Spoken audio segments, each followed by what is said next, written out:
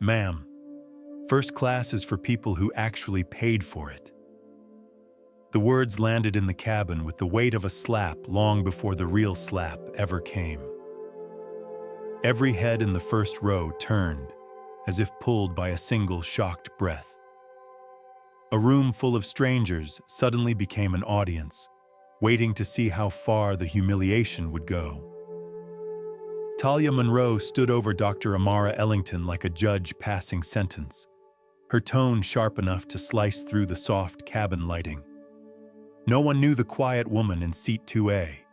No one knew her influence, her reach, or how many decisions in the aviation world carried her signature. All they saw was someone who, in their minds, did not belong. But the plane was 12 minutes from takeoff, and in 12 minutes, all of that would unravel. Some stories build slowly. This one did not. It began with the kind of arrogance that grows loud in public spaces, and the kind of dignity that stays soft even when the world tries to break it. In this cabin, on this afternoon flight, both forces collided, and the sound that followed would echo far beyond a boarding gate. "Move to your correct seat," Talia said, louder this time, waving the boarding pass like evidence. She had already plucked it out of Amara's hand without permission. Now she held it under the cabin light, tilting it left and right, searching for imperfections that were never there.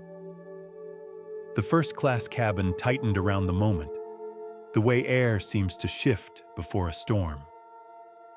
Ethan Ward in seat 1C paused mid-email, slowly lifting his phone to record. Beside him, Helen Whitford whispered, "Every trip. There's always someone trying this." Her voice was brittle, like fine china tapping against marble. Amara did not move. She simply watched the flight attendant with calm eyes that refused to mirror the chaos forming around her.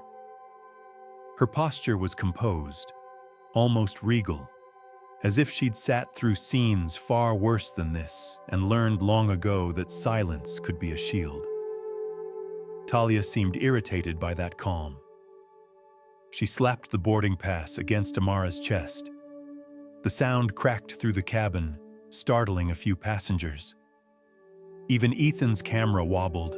In the world of aviation, where noise is constant and predictable, this sound felt personal.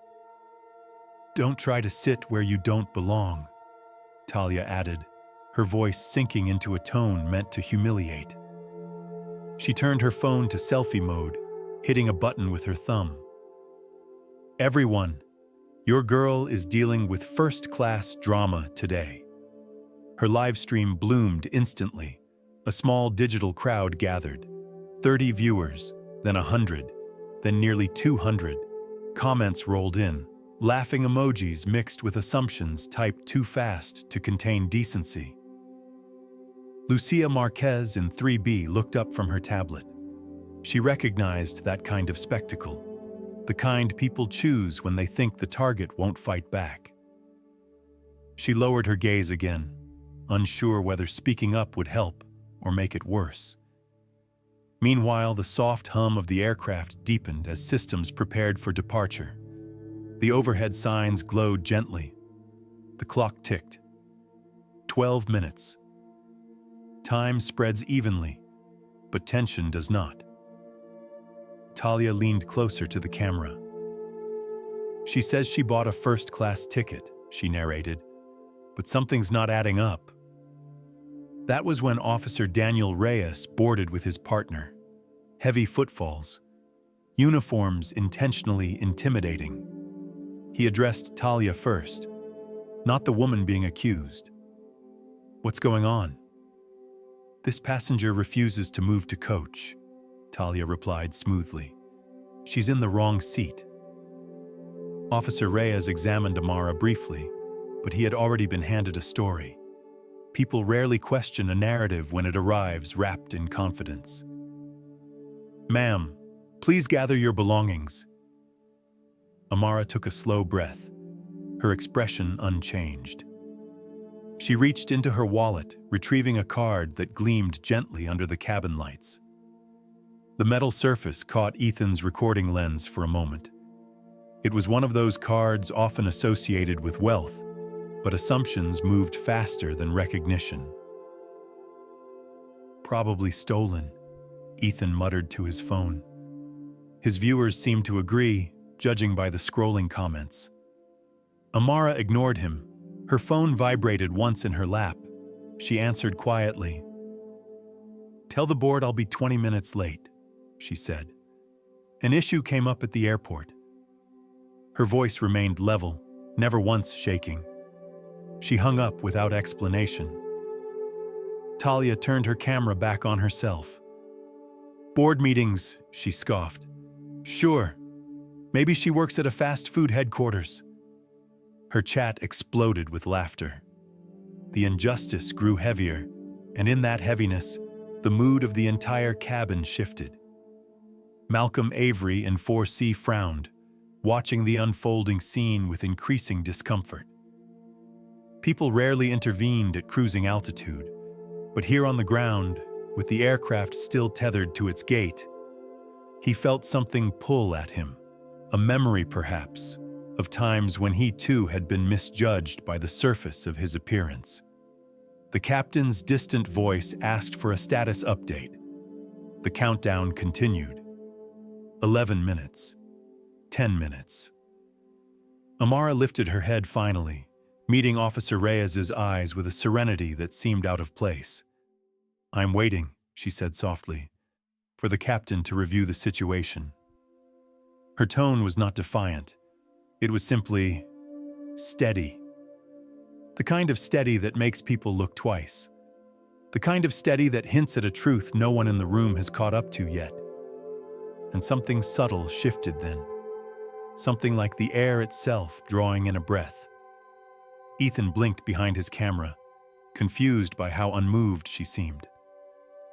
Lucia exhaled slowly, as if she sensed a tide beginning to turn. Even Officer Reyes paused for a heartbeat, uncertain. But Talia was already speaking into her live stream again, feeding her audience the version she wanted them to believe, unaware that every passing minute brought her closer to a truth that would leave the entire aircraft stunned. 9 minutes, 8 minutes, 7. The humiliation was still building, but so was something else, quiet, powerful, and inevitable. "Sir, she's refusing to move," Talia insisted, her voice carrying just enough urgency to sound credible. Her live stream hovered near 300 viewers now, tiny faces floating across her screen the way moths hover around a flame. The whispers in the cabin shifted in tone, less curiosity now, more quiet agreement, as if the room itself had accepted the narrative before the truth even had a chance to breathe. Officer Daniel Reyes stepped closer to Amara Ellington. His expression was polite but distant, the look of someone following protocol without considering whether protocol should even apply. Behind him, the second officer stood with folded arms, ready to move the moment a command was given. None of them had asked Amara a single question. None had verified anything. The verdict had already been written in the space between Talia's accusation and the passenger's silence. Amara remained seated, her hands folded neatly over her small leather clutch. Her breathing was steady, the kind of quiet rhythm that did not bend under pressure. She watched Talia calmly, not with defiance, but with a level of patience that made several passengers uneasy. It was as though she knew something they didn't, something that made the chaos around her feel strangely premature. "Ma'am," Officer Reyes repeated, "I'm going to need you to stand." Amara looked at him, her tone still gentle. "I understand, officer, but I have a confirmed seat in 2A. Please request the captain. He will want to review the situation directly." Her voice wasn't loud, but it carried, slipping through the cabin with a certain clarity that made even Ethan Ward lower his camera for half a second. Confidence, when quiet, has a way of traveling further than shouting ever could. Helen Whitford inhaled sharply, offended by what she thought was boldness. "Some people just don't know their place," she whispered. Her pearls shifted against her collarbone as she leaned further into her husband. He nodded too quickly, as if afraid to appear uncertain.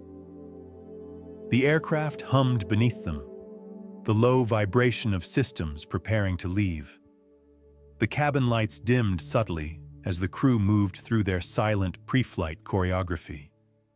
9 minutes until departure. The countdown had become a heartbeat, steady and unyielding. Talia adjusted her phone again, the camera catching her smirk. "Y'all, she's stalling. She must know she's caught." The comments flowed in. "She probably bought a basic seat and is trying her luck." "Escalate it." "My cousin works at airports. They see this all the time." Lucia Marquez winced. She wanted to speak, wanted to say she had seen the boarding pass earlier. The words "first class" clearly printed across the top. But her throat tightened with an old memory. Airport staff pulling her aside for a random screening. Passengers assuming her Spanish meant she couldn't afford her own ticket. She knew how these stories unfolded, and she also knew how dangerous stepping into them could feel. Gregory Holt, the senior flight manager, arrived at the aircraft door carrying a tablet tucked under his arm. His presence came with the crisp efficiency of someone used to settling disputes quickly, often without listening to more than one side. His uniform was immaculate, the badge on his chest polished to a mirror sheen. "What's the delay?" he asked, scanning the cabin with a frown. His eyes landed on Amara, reading her as a puzzle with the wrong pieces. A simple handbag, understated jewelry, calm demeanor, none of it fit his idea of someone who belonged in first class. Real wealth, he thought mistakenly, announced itself loudly. "Passenger refuses to move to her assigned seat," Talia said. In that moment, she sounded entirely professional, as though the humiliation she orchestrated moments earlier had been replaced with rigid adherence to company standards. Holt extended his hand. "Boarding pass and identification." Amara provided both without hesitation. He examined them, then peered at the screen of his tablet. Something flickered across his expression, not recognition, but doubt, the kind that comes when reality contradicts prejudice. He pressed his lips together. "These documents seem valid," he said slowly, "but we've seen very convincing forgeries recently. I'll need to verify through our central system." The businessman in 1C, sensing an opportunity to stir his viewers, muttered, "Finally, someone doing their job." His livestream continued to spread, not explosively yet, but steadily, like smoke creeping under a closed door. Lucia lifted her head again. "I saw her boarding pass," she said softly. "It said first class." Holt narrowed his eyes. "Ma'am, unless you are flight crew, please refrain from interfering." Lucia shrank back, cheeks warming with embarrassment. Malcolm Avery, who had been quiet until now, leaned slightly into the aisle. "I saw it too," he added, his voice calm but firm. "She's in the correct seat." Holt stiffened. He did not enjoy being contradicted in front of passengers. His jaw tightened. "Regardless, the flight is facing a delay. We don't have time for further discussion." The captain's voice crackled faintly from the cockpit, requesting a final status update. The sound sent Holt's nerves into motion. He hated losing departure slots. Efficiency was his measure of success, and the airline rewarded people who moved quickly, even if quickly meant incorrectly. He folded the tablet against his chest. "Ma'am, you'll need to step off the aircraft for additional verification. We can rebook you on the next available flight." Amara did not move. Her gaze remained steady, her posture perfectly still. The silence she held was so composed that Holt felt himself growing irritated by it. Ethan whispered into his phone, "She's busted. Watch her argue now." His viewers loved it. His follower count ticked upward, 7 minutes until departure. Amara reached into her blazer slowly and withdrew a slim, black card holder. She placed it gently on the tray table, her fingertips resting lightly on its surface. Holt hesitated. Something about that motion unsettled him.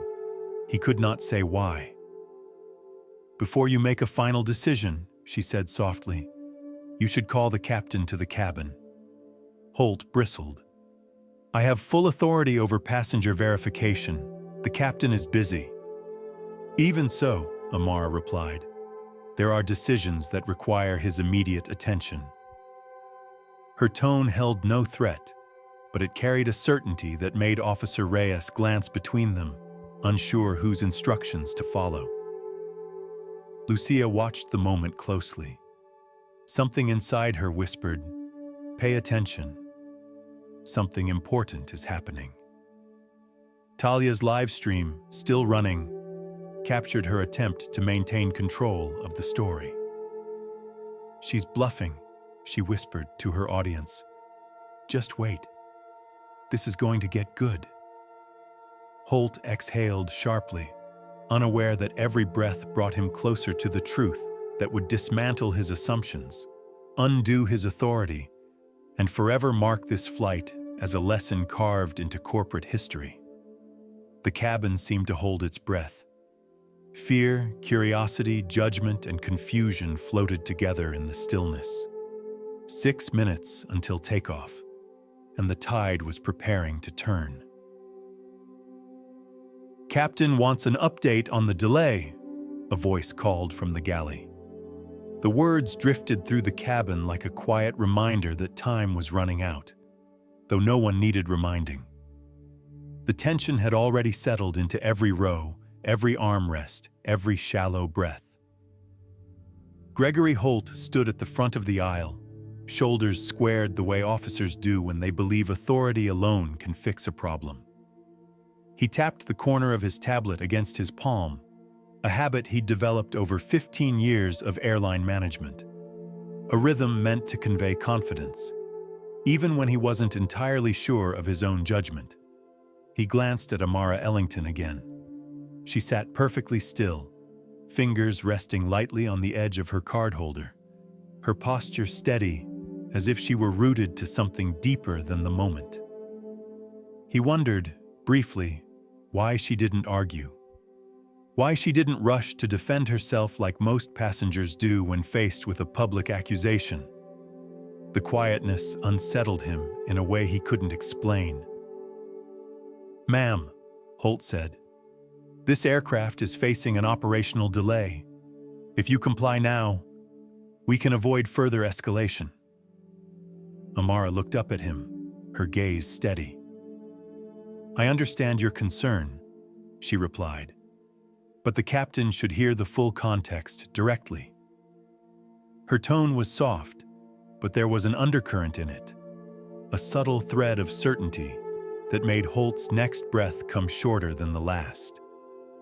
He turned away before she could see his hesitation. Ethan Ward angled his phone toward the aisle, whispering into his microphone. "She's still refusing. They'll drag her out any minute." His viewers typed relentlessly, fueling the fire without ever seeing the person they judged.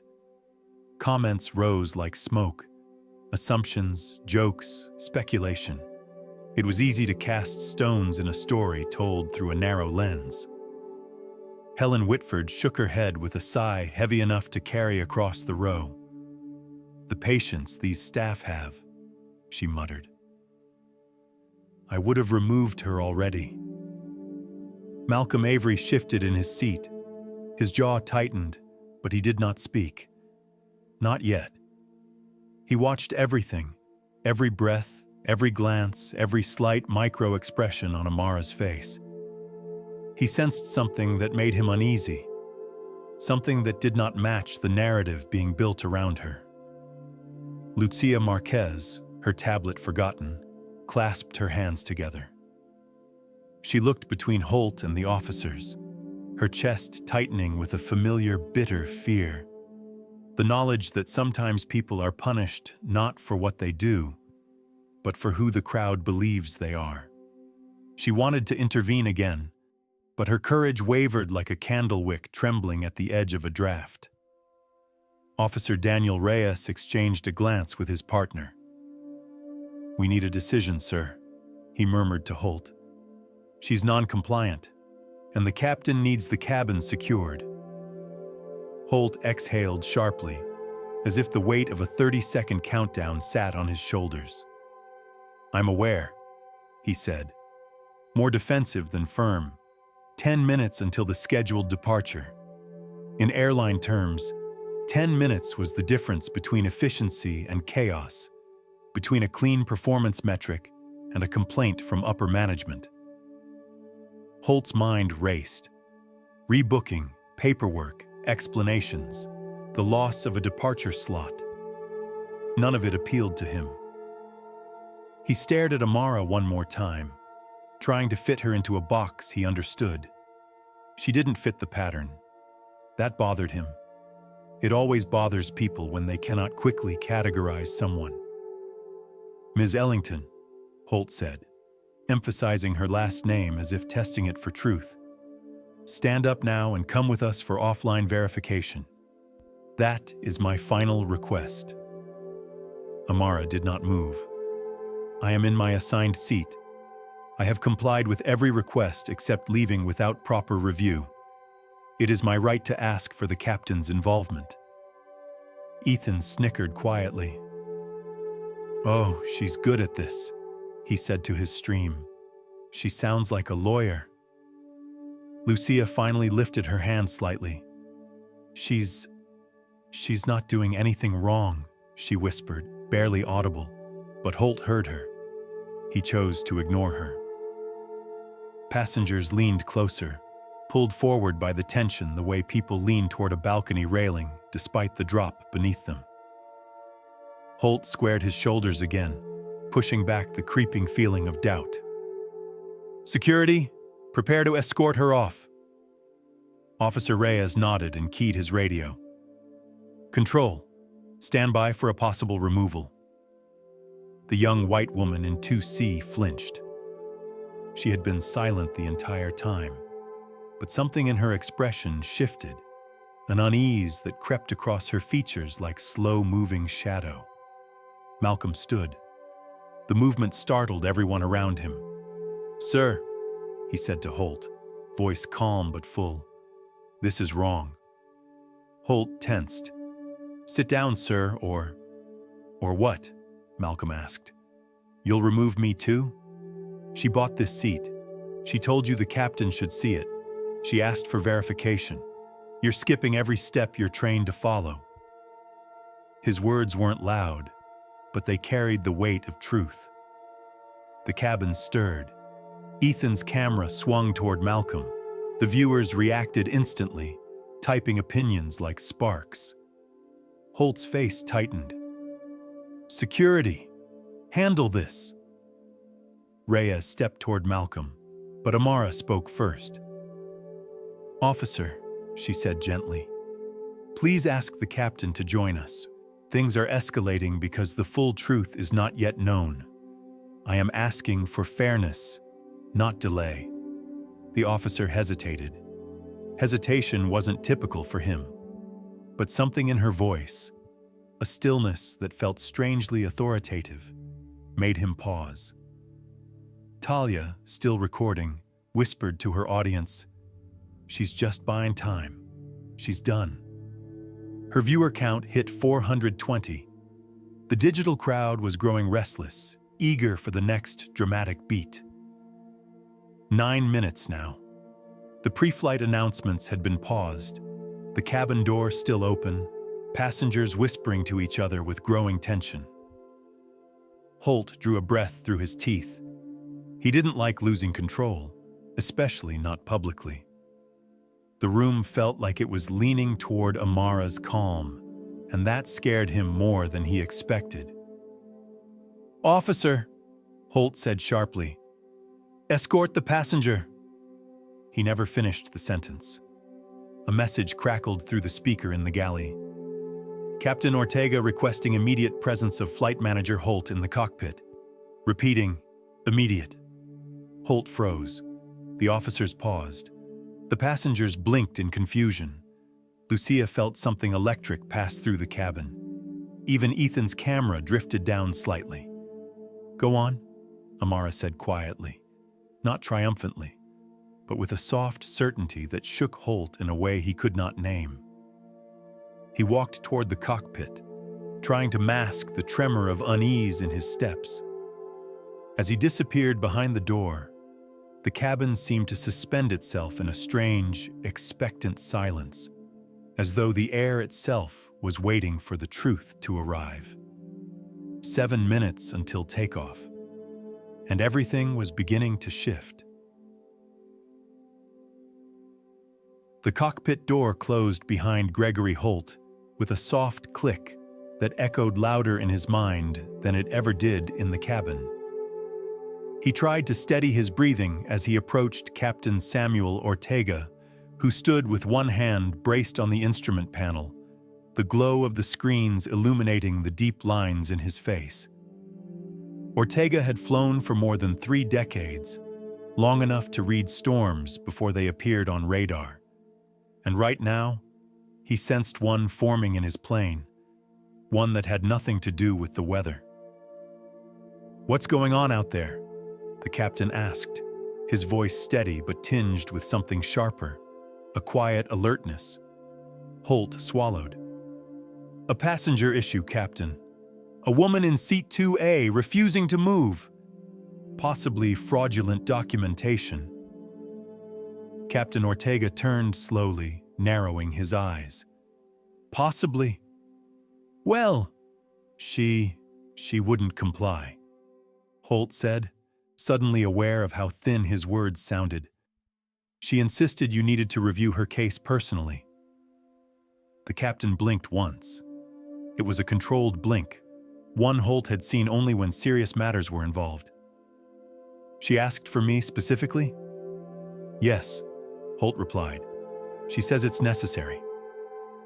A strange expression crossed the captain's face, something Holt had never seen from him. Recognition? Concern? He couldn't place it. Ortega leaned slightly closer. "What's her name?"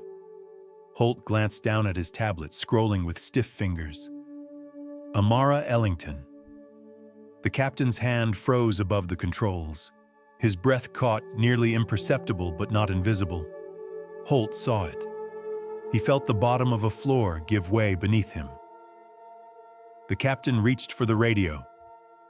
"Hold departure. I'm going to the cabin." Tension wrapped around Holt's spine. "Captain, I can handle this." "No," Ortega replied, already moving. "You cannot." When the captain stepped into the cabin, the atmosphere changed instantly, not because he commanded fear, but because the room recognized the shift in authority like a tide pulling back from the shore. Talia Monroe lowered her phone slightly. Ethan Ward zoomed in instinctively. Passengers leaned forward, waiting for the verdict they thought they already knew. Captain Ortega's eyes found Amara immediately. He stopped mid-stride. Amara lifted her gaze slowly, acknowledging him with a calm nod. There was no triumph in her expression, no resentment, only quiet expectation. In the captain's face, something cracked open, a realization that made every other emotion, every assumption, every bias fall away like crumbling plaster. "Everyone," Ortega said, his voice tight, "step away from seat 2A." Officer Reyes blinked. "Captain, we were told—" "I said step back," the captain repeated. The authority in his tone was absolute. Reyes obeyed without hesitation. A murmur rippled through the cabin.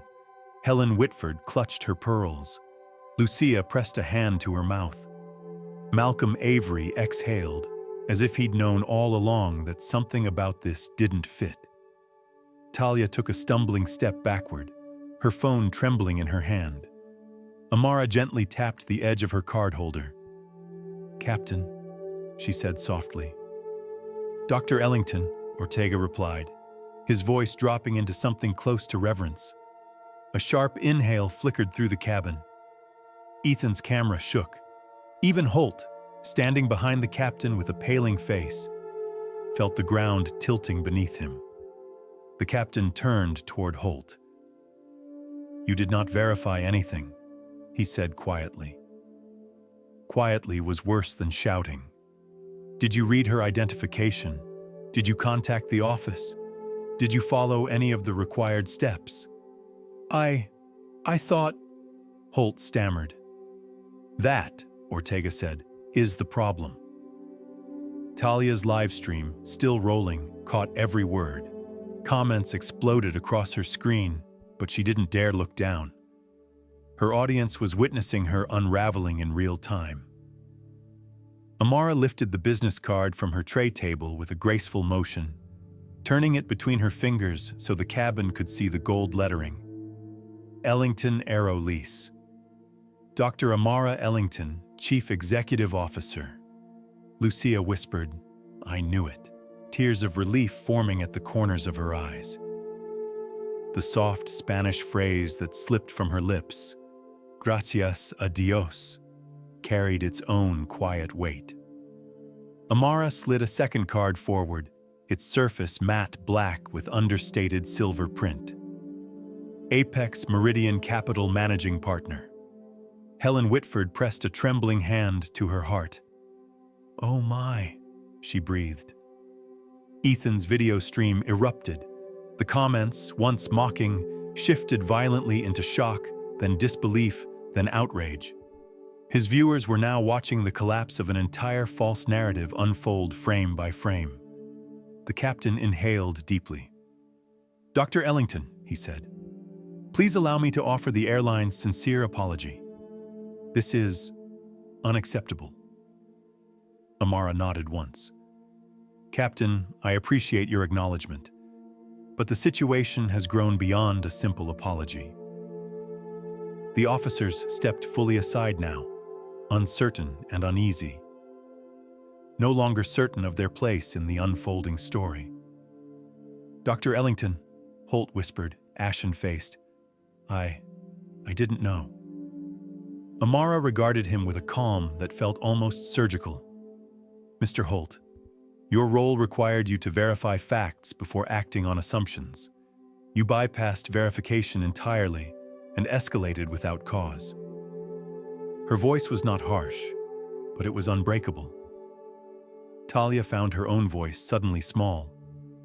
"Ma'am, I was only doing your job," Amara finished for her, eyes steady. "That is what concerns me." The whispering in the cabin intensified. People who had quietly supported the humiliation now felt the sting of their own misjudgment. Heads lowered, eyes dropped. A collective unease filled the space where arrogance had lived moments before. But Amara did not gloat. She did not raise her voice. She did not shame them in return. She simply existed in her truth, a truth that now occupied every corner of the room. The captain took a breath and reached for his radio. "Regional Director Kane," he said, "we need executive-level intervention immediately." Talia's phone finally slipped in her hand, her stream going dark as she fumbled to end it. But it was far too late. Everything had already been sent into the digital world where nothing can be undone. 6 minutes until their scheduled takeoff had passed. The aircraft was no longer racing toward departure. It was frozen in a moment that was rapidly becoming a turning point for everyone watching. And as the soft cabin lights glowed across Amara's calm expression, it was clear that the balance of power had shifted completely. Not through force, not through anger, but through undeniable truth. The room had underestimated her. The system had failed her. And now, every eye remained fixed on the woman who had refused to shrink. A hush settled over the cabin as Regional Director Philip Kane's voice crackled faintly through the intercom, signaling he had joined the call the captain requested. Even though the sound was barely audible from the cockpit, its presence cast a long shadow over the passengers. It was the kind of silence that comes just before a verdict is read, the kind that forces everyone to look inward and reckon with what they had already assumed. Captain Ortega stepped aside to give Amara space, though she had not asked for it. Respect rearranged the air around her, shifting the cabin's center of gravity. Holt lingered near the galley, pale beneath the overhead lights, as though he sensed that a single truth was about to undo every assumption he had made. Amara lifted her business card from the tray table. She did not rush. She did not raise her voice. She simply unfolded the moment with deliberate grace, placing the card face up between herself and the dozen watching eyes. A subtle shimmer of gold caught the cabin lighting. Ellington AeroLease, Dr. Amara Ellington, Chief Executive Officer. For a heartbeat, no one understood. Then, slowly, recognition trickled through the minds of those who had followed aviation news, or at least heard whispers about the powerful leasing company that supplied aircraft across multiple continents. Lucia Marquez pressed a hand to her lips. "I knew it," she whispered, her voice trembling with something between relief and awe. Words in Spanish slipped out, soft and reverent, thanking something greater than luck. Ethan Ward froze mid-recording, the lens of his phone trembling. His live stream comments, once gleeful with mockery, now erupted in shock. Lines of text flew past as strangers across the digital world struggled to reconcile the humiliation they'd encouraged with the truth before them. Helen Whitford, who had muttered early judgments with such confidence, shrank into her seat. Her pearls pressed against her throat, as if her own words were choking her. Amara spoke, her tone as steady as ever. "The aircraft we are sitting on belongs to Ellington AeroLease. It is leased to Sky Nova Airways under a 7-year agreement, at a total operational cost of approximately $2.8 million per year." Her explanation carried no pride, no anger, just fact. Facts that struck harder than any raised voice could have. She tapped her screen once, opening an app with a clean, white interface. A small registration number appeared, spoken clearly as she read it aloud. "This aircraft, flight number SK1247, is part of our long-term leasing portfolio." She paused, letting the reality set in. "I have flown on it many times. I know its maintenance history by heart." At row 4, Malcolm Avery exhaled slowly, nodding to himself. The shape of the truth finally matched the shape of everything he had sensed from the beginning. Officer Daniel Reyes shifted awkwardly beside his partner. He had been ready moments earlier to escort her out. Now his earlier certainty weighed on him like a mistake written in permanent ink. The captain swallowed. "Dr. Ellington, there are no words." "You owe me no apology, Captain," she said, "but your crew owes the passengers clarity." A soft murmur rippled across the cabin. Talia Monroe's hand trembled around her phone as she finally ended the live stream. The damage was already done. The digital world had already begun molding its narrative around her mistake. But Amara wasn't finished. She reached into her card holder again and withdrew a second card. This one matte black with silver embossing so subtle it required the cabin lights to catch it just right. Apex Meridian Capital Managing Partner. She placed it gently atop the first. Gasps scattered through the room like falling dominoes. Apex Meridian Capital. A name that carried weight in every boardroom of the airline industry. A fund known not only for capital influence, but for shaping strategic direction across entire markets. Holt's throat tightened. He remembered numbers from a recent internal training session. Stakeholders, equity distribution, top-tier investors. One name had stood out. A single managing partner holding approximately 14% of Aurelia Air Group, the parent company of SkyNova Airways. His voice cracked. You're the managing partner. Amara did not blink. My firm holds 14.1% of Aurelia Air Group, enough to be deeply concerned about how passengers are treated on aircraft they depend on, and on aircraft my own company provides. The truth hit like a silent shockwave. 14.1%. Not spoken as a statistic, spoken as a responsibility. In the back of the cabin, a young woman who had been quietly observing leaned toward her companion and whispered, "She's one of the owners. Not a customer. Not a fraud. Not someone trying to slip into a seat. An owner." Ethan's viewers continued pouring messages into his phone. Hundreds of them. Thousands, perhaps. Some apologized through comments. Some defended themselves. Others demanded accountability from the airline. The live stream, which had been a public spectacle of bias, was now a public archive of the system's failure. Amara folded her hands atop her clutch. "Captain, I believe we should review the violations committed during this interaction." Talia flinched. Holt's breath caught. Officer Reyes looked away. "Inappropriate confiscation of identification," Amara continued. "Failure to follow verification protocol.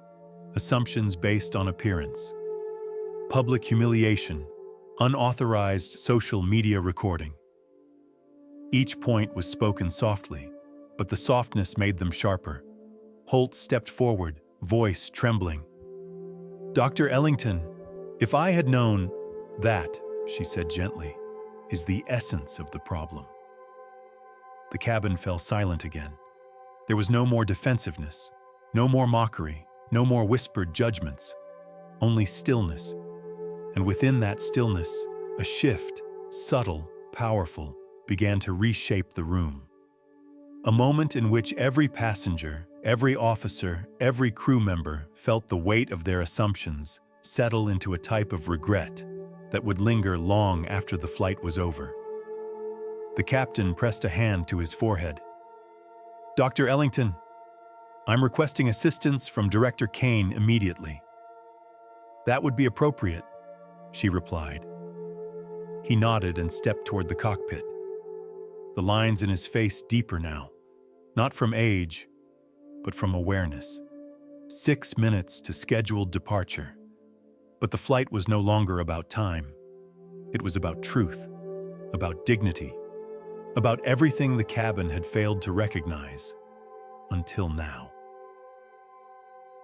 Captain Ortega's departure left a charged quiet behind him, the kind that stretches across a room when everyone knows something irreversible is unfolding. The cabin lights glowed gently overhead, but beneath their warmth ran a current of cold realization, threading from row to row as passengers replayed every word they had spoken, every glance they had cast, every assumption they had allowed to solidify. Talia Monroe stood frozen near the galley wall, one hand still wrapped around her phone, even though the screen had gone dark. Her fingers trembled so slightly that only someone watching closely would have noticed. Moments earlier, she had been the center of her own self-made spectacle.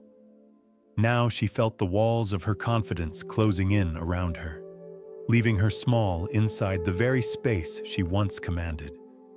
Gregory Holt remained near the aisle, the tablet in his hand dim as its screen timed out. He did not wake it again. The numbers that had once guided him, the departure times, the boarding metrics, the efficiency scores, no longer mattered. A single misjudgment had eclipsed years of procedural certainty, and he felt the beginning of that truth sink into him like a slow tide of dread. Passengers exchanged hushed words that sounded more like confessions than commentary. Ethan Ward lowered his phone just enough that his viewers no longer had a clear shot of Amara, but not enough to stop recording entirely. The comments spilling across his screen shifted tone again, away from shock into something heavier. His audience sensed a reckoning. Amara looked out the window for a brief moment, watching the slow movement of a baggage cart passing by. One might have thought she was merely observing the routine choreography of an airport, yet her stillness carried an unmistakable weight. She was not collecting herself. She was measuring the cost of the moment. Officer Daniel Reyes cleared his throat quietly. "Dr. Ellington," he said, the title slipping out naturally now. I'm sorry for how I approached this." "You were following the story you were given," Amara replied without turning. "But the story was incomplete. That is how most harm begins." Her words were gentle, but they carried a profound truth that made both officers stand straighter, as if bracing themselves against a sudden wind. Captain Ortega returned a moment later, his expression composed but grave. "Dr. Ellington," he said, "Regional Director Kane is on direct line and wants to speak to you privately first." Amara nodded and accepted the small handset he offered. The captain stepped away to give her space. The passengers leaned in, trying to hear while pretending not to. Holt's Adam's apple bobbed as he swallowed hard. Talia's breath hitched. "Director Kane," Amara said softly, "thank you for taking the call." A respectful silence followed on the other end. Then, "Dr. Ellington, I've been briefed. You have my full attention." Amara glanced at Holt, then at Talia, then at the officers, allowing the pause to settle. "This incident raises concerns far beyond my personal experience," she said. "What happened today reveals failures in procedure, judgment, and cultural awareness. These failures cannot be ignored." Kane's voice tightened. "Please continue." "The assumptions made," she said, "were not rooted in evidence, protocol, or verification. They were rooted in something far more dangerous: comfort with bias." Several passengers looked down at their laps. Even Ethan's camera tilted slightly, as if weighed down by the truth. She continued, "The flight crew attempted to remove a compliant passenger without following any of the mandatory steps required before escalation. A live stream of the incident was broadcast without consent. Security was involved prematurely, and misinformation spread faster than facts." Lucia pressed a hand over her heart. Malcolm nodded grimly. "Given the nature of these violations," Amara said, "I am requesting 3 immediate actions." The air in the cabin tightened anew. "First," she said, "termination of the crew member who initiated the misconduct and violated social media policy." Her eyes rested on Talia, not unkindly, but unflinchingly. Talia's knees weakened. She caught the back of a seat. "Second," Amara continued, "suspension and mandatory retraining for the manager who escalated without verification." Holt closed his eyes briefly, as if bracing for impact. "And third," she said, a formal public apology acknowledging the discriminatory assumptions involved. Director Kane's voice came through the handset, steady and immediate. All 3 actions will be executed today, without delay. A gasp rippled across the cabin. Some passengers looked stunned. Others silently agreed that consequences were overdue. The officers exchanged a glance, a look of respect rather than pity. But Amara did not stop there.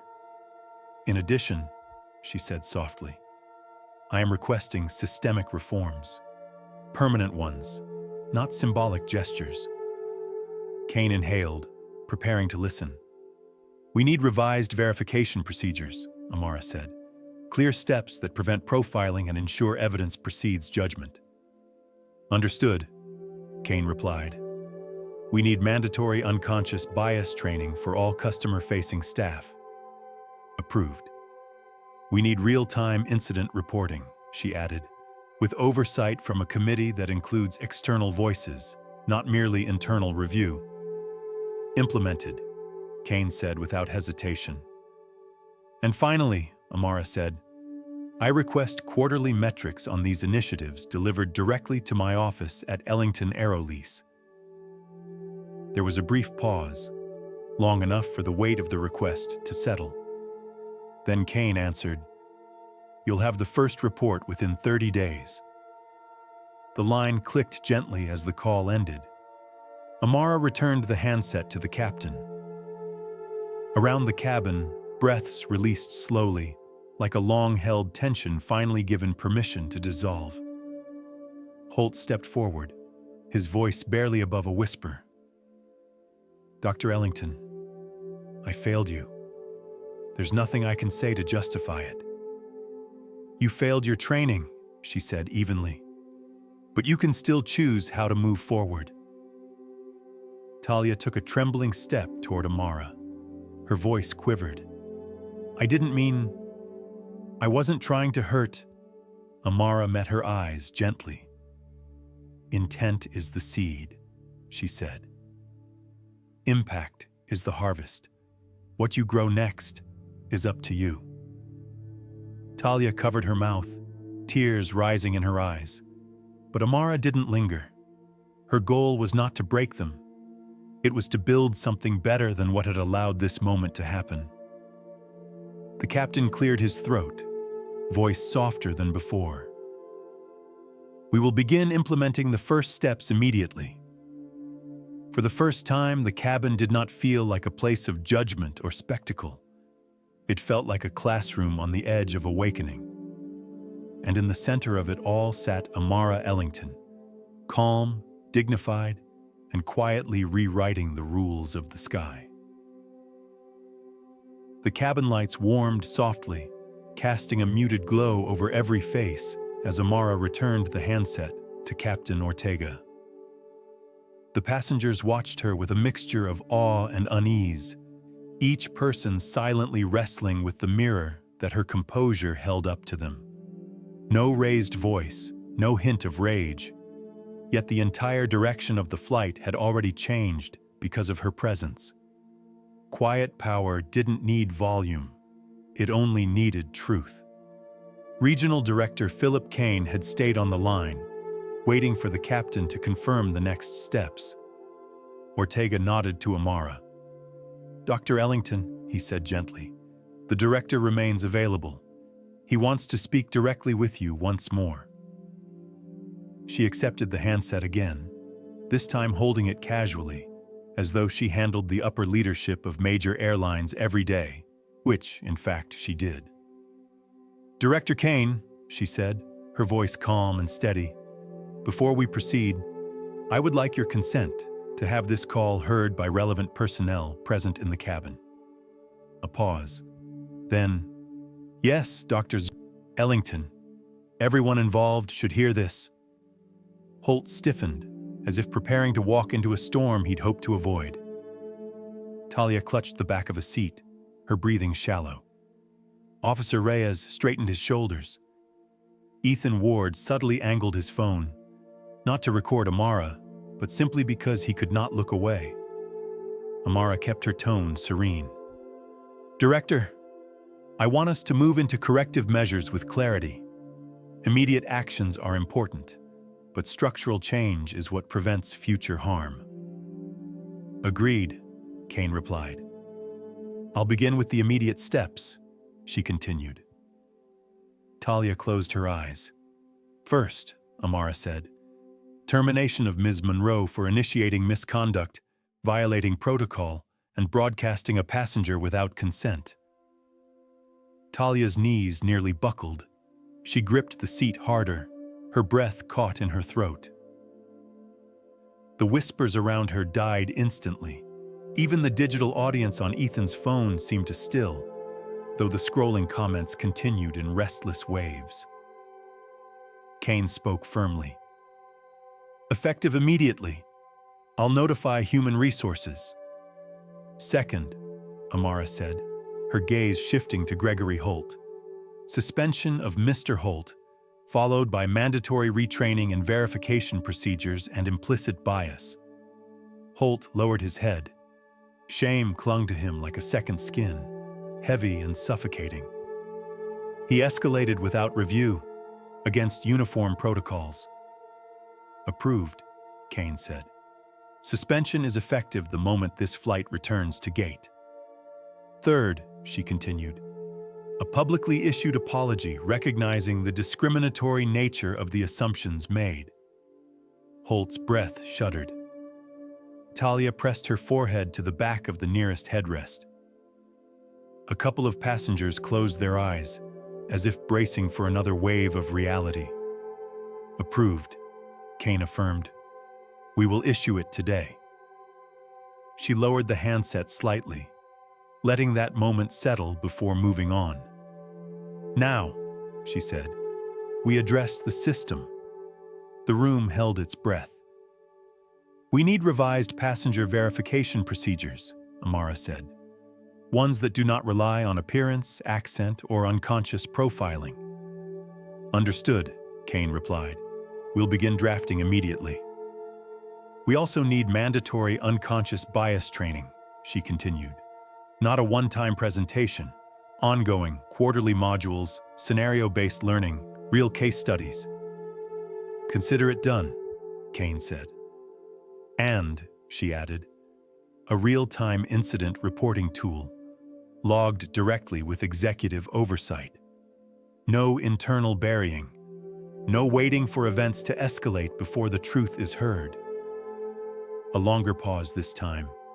Then, we will integrate that within 2 months. Finally, Amara said, quarterly metrics delivered to my office at Ellington AeroLease. Transparency is non-negotiable. With your permission, Kane said carefully, I would like to schedule the first meeting with you personally once the report is compiled. You may, she replied. The cabin was so quiet that the soft hum of the ventilation system sounded almost like a whisper. Lucia Marquez pressed her palms together, whispering a soft Spanish prayer of thanks. Malcolm Avery exhaled, long and slow, his chest releasing the weight he'd held since the confrontation began. Even Helen Whitford seemed transformed, her posture no longer rigid with judgment, but reflective, as though she were seeing her own prejudices laid out on the tray table before her. Amara handed the device back to the captain, signaling that the call was complete. Kane's voice, faint but still present, added, Dr. Ellington, thank you for giving us the chance to correct this. Correction, she said softly, is only meaningful when it becomes protection. The captain nodded, absorbing her words like a man gathering guidance rather than simply orders. He stepped forward and addressed the cabin. Ladies and gentlemen, he said, his voice steady but humbled, there will be immediate personnel adjustments before we continue this flight. Our company has failed Dr. Ellington today, and we will be taking swift action to address that failure. Talia closed her eyes as the captain approached her. She swallowed hard. Miss Dr. Monroe, he said calmly. "You are relieved of duty for the remainder of this flight. Please gather your personal items." Talia nodded, tears slipping silently down her cheeks. She didn't argue. She didn't try to defend herself. In the hollow space where her earlier confidence had stood, there was only regret, raw and frightening. Captain Ortega then turned to Holt. "Mr. Holt, after we complete passenger safety checks, report directly to my office on landing." Holt nodded slowly, his gaze fixed on the ground. And then something unexpected happened. Lucia stood, not loudly, not defiantly, just with quiet courage. "Dr. Ellington," she said softly, "thank you for speaking up in a way many of us do not know how." Her voice wavered, but the sincerity in it settled gently across the room.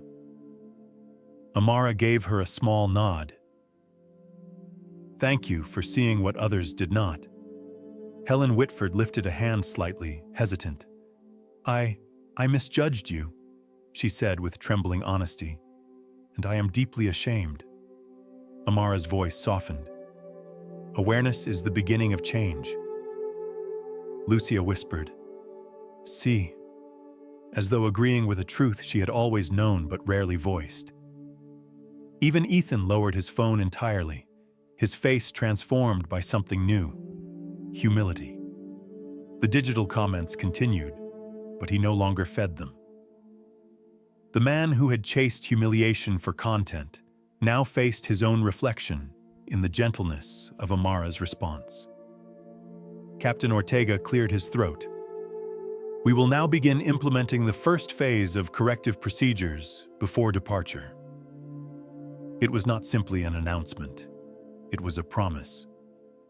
A shift in the air, subtle but ground-shaking, moved through the cabin. A tension that had once felt sharp now began to dissolve into something softer, something that resembled the first hint of healing. And at the center of it sat Amara Ellington, calm, steady, and quietly redefining what justice could look like at 30,000 feet. A different kind of quiet settled into the first-class cabin now. Not the tense, defensive silence from before, but the heavy stillness of people confronting themselves.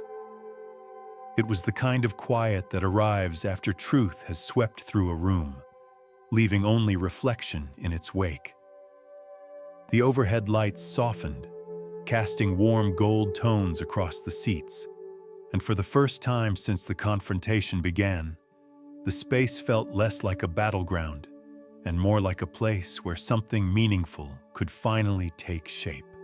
Captain Ortega stood near the front, organizing the steps of the corrective actions Amara had outlined.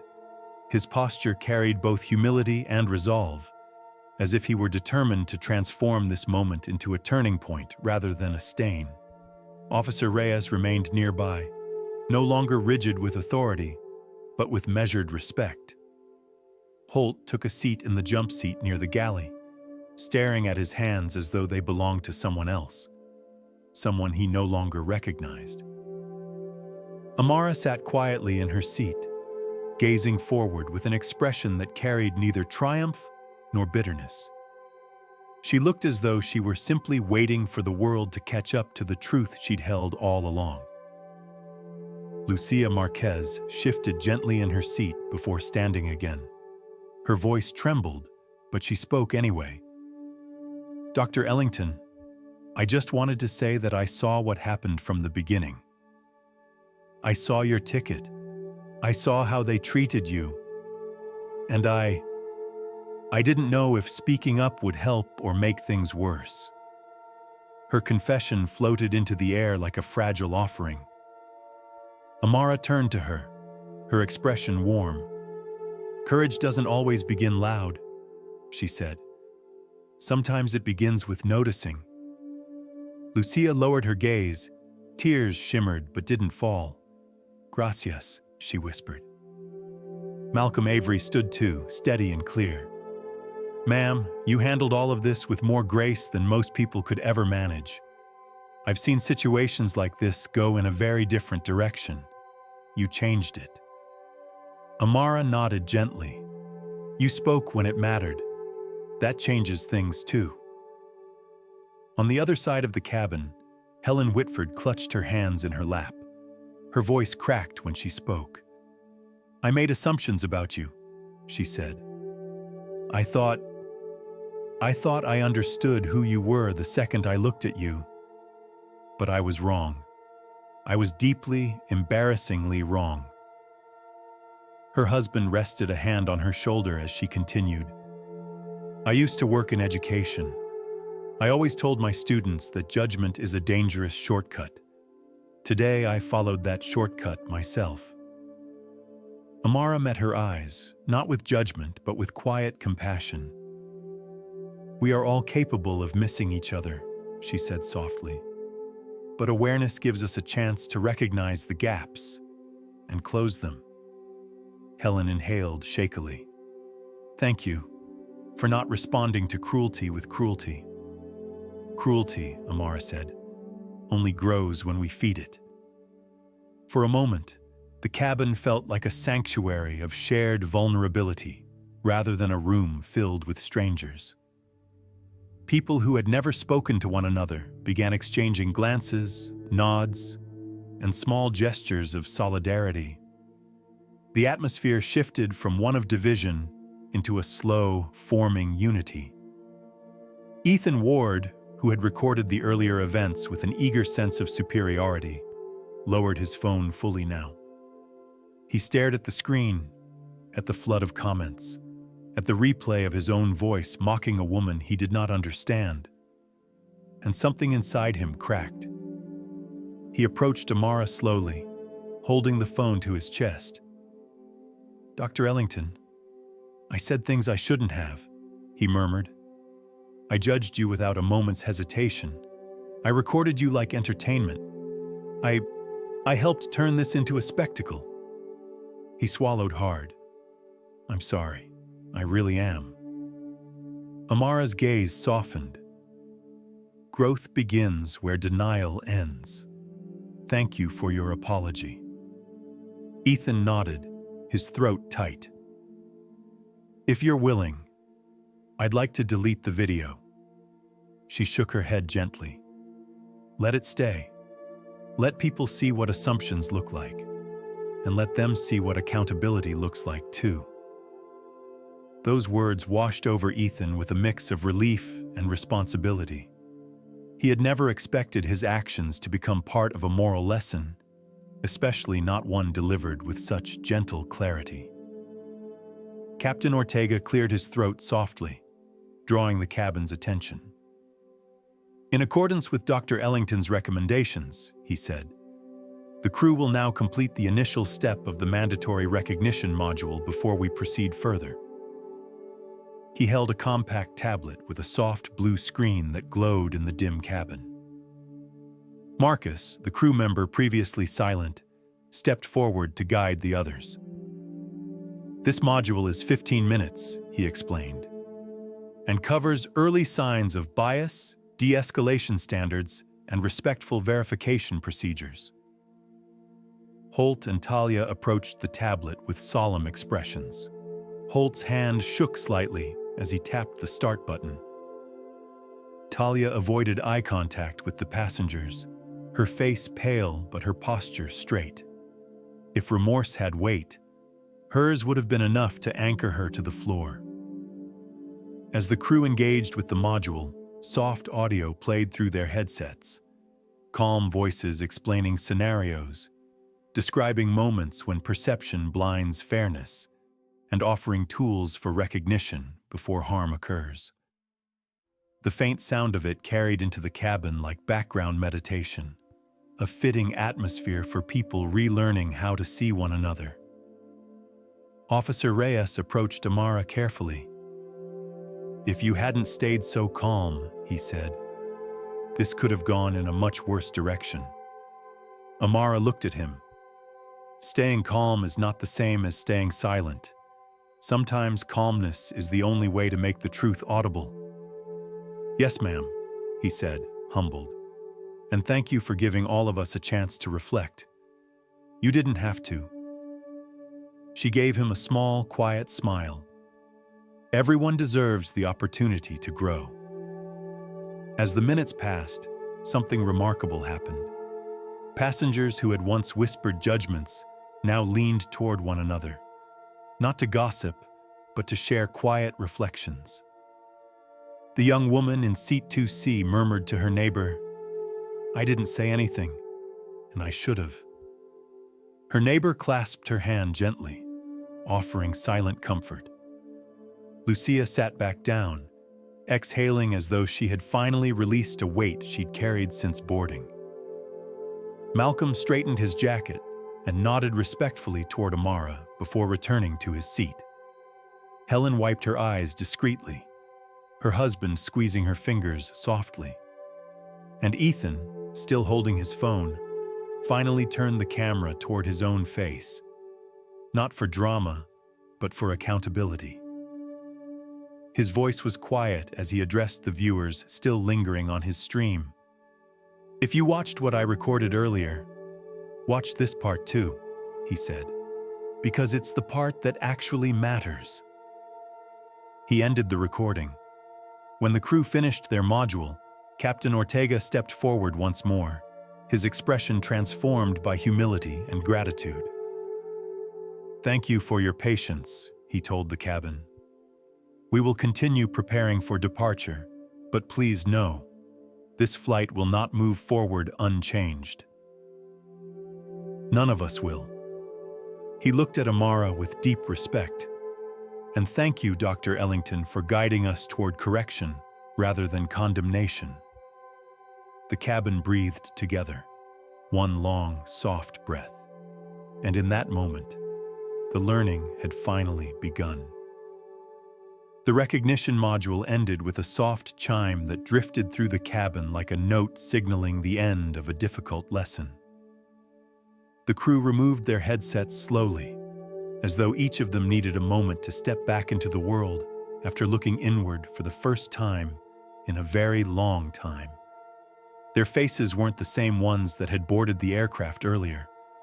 Something had shifted behind their eyes, an understanding, a reckoning, a quiet weight they would carry long after this flight left the ground. Captain Ortega held the tablet against his chest. His fingers curled around its edge with a mixture of responsibility and gratitude. "Thank you," he said quietly to the crew. "We will continue this work beyond today." His voice was gentle, but it carried the conviction of a promise. Passengers watched them, not as adversaries, but as people who, for the first time, had stepped into a moment of honest reflection. Holt wiped his eyes once, instinctively turning his face slightly to conceal the gesture. Talia kept her gaze low, her hands interlocked tightly before her, fingers trembling from the remains of adrenaline and fear. And through it all, Amara sat in seat 2A, absolute in her calmness, her posture unchanged from the moment she boarded. She seemed less a participant in the chaos and more a quiet center that everything else orbited around.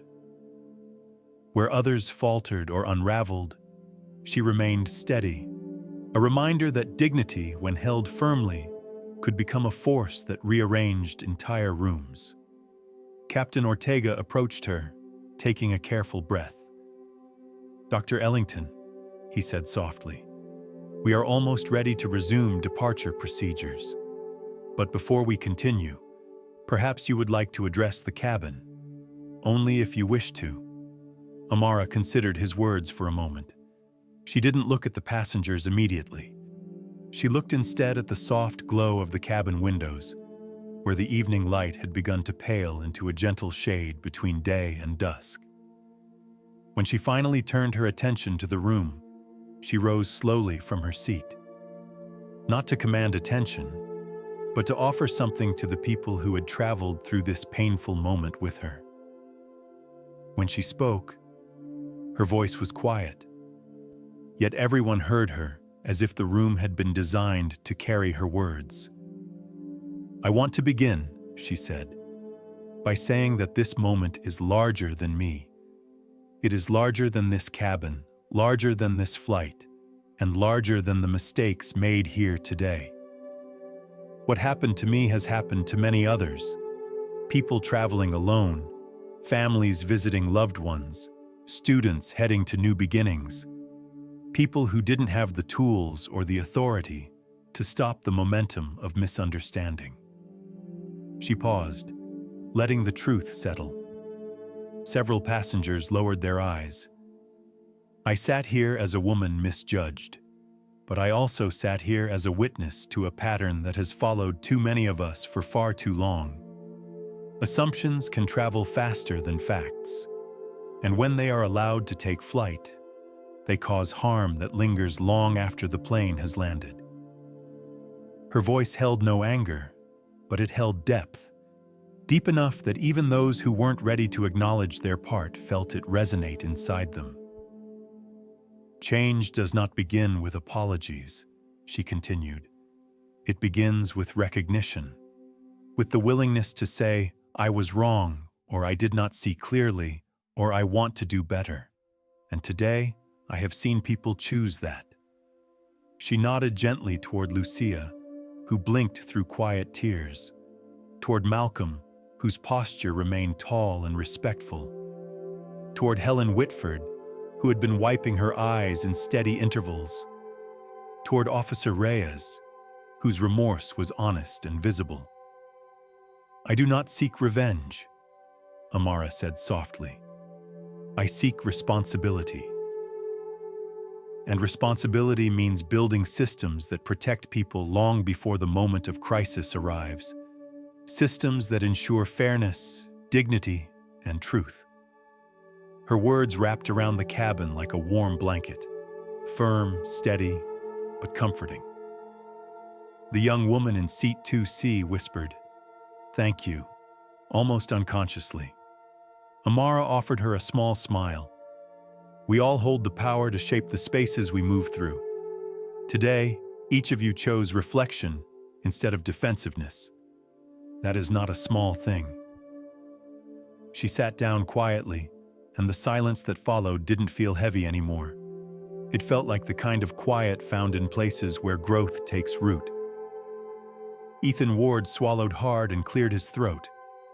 "Dr. Ellington," he said softly, I spoke without knowing anything. I assumed, and then I broadcast those assumptions. It was wrong." She met his gaze. "You have acknowledged it.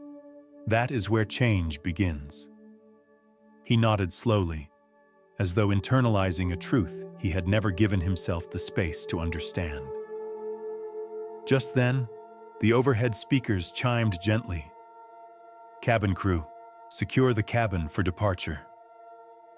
But for once, the announcement did not signal only a physical action. It signaled a collective emotional shift, a movement toward something better.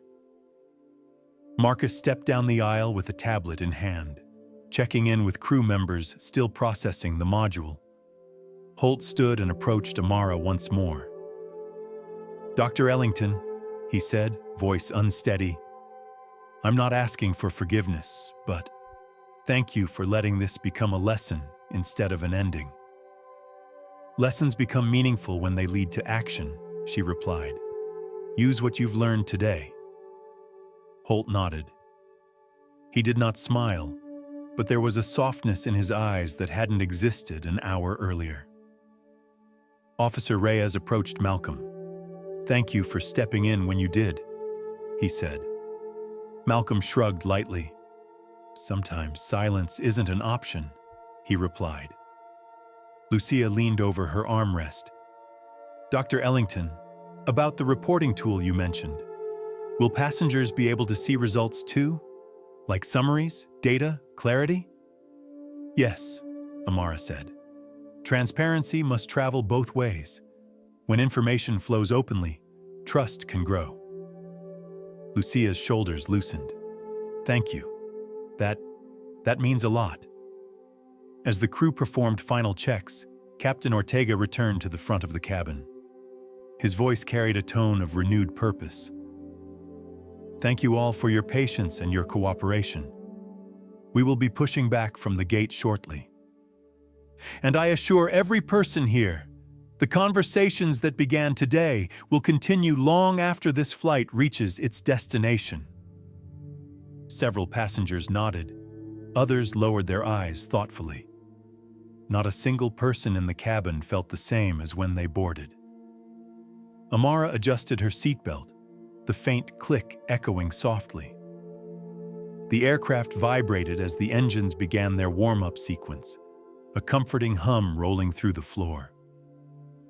The world outside shifted slowly past the window, and for the first time since boarding, the motion of the plane felt earned, not just by time, but by truth.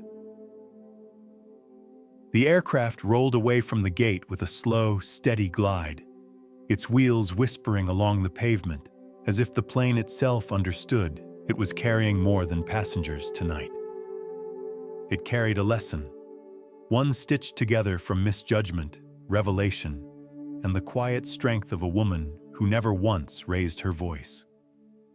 The twilight sky beyond the windows softened to a muted lavender, casting a gentle glow over the cabin, as if nature, too, wanted the world to end this day with reflection rather than noise.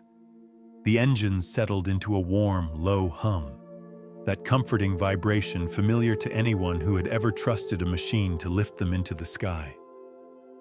But inside the cabin, something deeper vibrated, something human, something changed.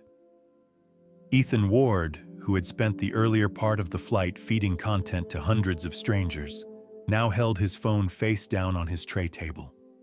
The device that once broadcast humiliation now rested quietly, still warm from use, as if it too were ashamed. Lucia Marquez leaned back in her seat, eyes closed for a moment of peace she had not expected to find on this journey. Helen Whitford, still clasping her husband's hand, stared out the window with a new softness, an expression shaped not by shame alone, but by the possibility that she could grow beyond it. Across the aisle, Officer Daniel Reyes inhaled deeply, as though trying to breathe in a new understanding of the world, and Malcolm Avery watched him with a nod of encouragement. "People change," his eyes seemed to say, "if they choose to."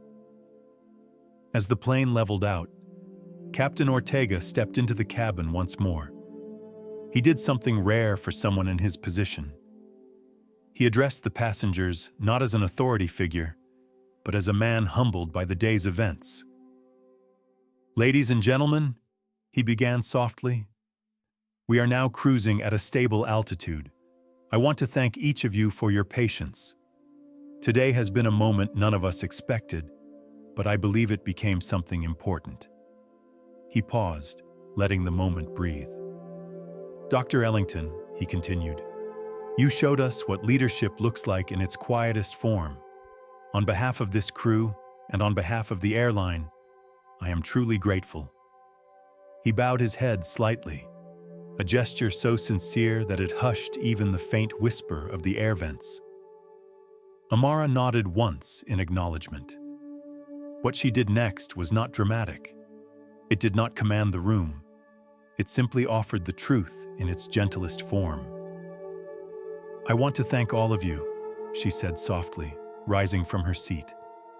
"Not because the day unfolded perfectly, but because it did not. Imperfection reveals where we must grow. And today, I saw people choose growth." She turned slightly, addressing the cabin row by row. "I saw passengers understand the cost of assumptions. I saw staff choose humility instead of defensiveness. I saw strangers step forward when silence might have been easier. And I saw a captain and a regional director commit to lasting change, not temporary remedies." Her words drifted through the cabin like warm wind across a quiet lake. Steady, calming, undeniable. Lucia felt her throat tighten. Malcolm straightened in his seat again, listening with respect. Even the young woman in seat 2C, who had barely spoken a word since the flight began, leaned forward just slightly, as if drawn toward the safety of Amara's voice. "This moment," Amara said, "is not about punishment. It is about transformation. Real change requires consistency, transparency, and courage. It requires systems that treat dignity not as a luxury, but as a baseline." She paused, letting the truth rest beside each of them. "Director Kane and I have agreed on a framework," she continued. "It is a living document. It will grow, and it will hold this airline accountable long after today." The cabin grew still. People sensed they were hearing the birth of something larger than a single incident. "We call it," she let the words settle for a breath, "the Ellington Protocol." A subtle murmur passed through the passengers. An intake of breath, a shift in posture, a small widening of eyes. It includes revised verification procedures that remove room for bias, mandatory quarterly training to build awareness, real-time reporting tools that connect directly to oversight committees, and transparent, quarterly metrics delivered to my office. Metrics that will be open to regulators, advocates, and, when appropriate, the public. Her voice remained even, warm, and grounded. "None of this will undo what happened today," she said. "But it will help ensure that someone else, on some future flight, does not experience what I did. That matters to me, and I hope it matters to all of you." Helen wiped a tear from her cheek. Her husband placed a hand on her back, comforting but quiet. Ethan finally lifted his phone, not to record, but to turn off the stream he had left running out of habit. Before ending it, he whispered, "Watch this part. This is the part where she teaches us everything." And for the first time in a long time, his viewers listened without the craving for spectacle. Minutes passed gently. Later, as the aircraft made its descent toward its destination, the cabin lights dimmed again, casting long shadows that felt almost peaceful. People spoke to one another in low tones. Some apologized. Some exchanged thoughts. Some simply sat in silence, letting the lesson of the flight settle deeper into their bones. When the wheels touched the runway with a soft, cushioned thud, the passengers breathed out as one, like a collective exhale releasing tension that had long overstayed its welcome. But the story did not end at landing. 8 months later, Skynova Airways reported a reduction, approximately 68%, in discrimination-related complaints. The new reporting app logged around 1,450 cases, resolving more than 90% of them in less than 24 hours. Ellington AeroLease expanded its partnership with the airline by nearly $400 million. The Federal Aviation Administration began studying the Ellington Protocol as a potential model for wider industry adoption. And the people from that flight did not disappear into anonymity. Ethan became an advocate for fair treatment in customer-facing industries. Lucia founded a small consulting firm to train airline staff in cultural awareness. Helen joined a passenger advisory board, determined to rewrite old habits. Officer Reyes rose to lead a newly created passenger advocacy division. And even Talia, after a long period of silence and honest self-examination, enrolled in a training program dedicated to diversity, empathy, and inclusion, hoping to one day rebuild a career shaped by better understanding. Amara herself formed the Elevate Passenger Justice Foundation. In its first year, it supported more than 1,020 travelers facing discrimination, with a success rate of over 90% in their cases. And every so often, someone from that flight would tell the story, not for drama, not for entertainment, but as a reminder of how a single moment of quiet courage can ripple outward into a movement. In the end, the plane did more than carry passengers across the sky. It carried a new standard, a standard born from dignity, strengthened by truth, and carried forward by everyone who finally learned to see.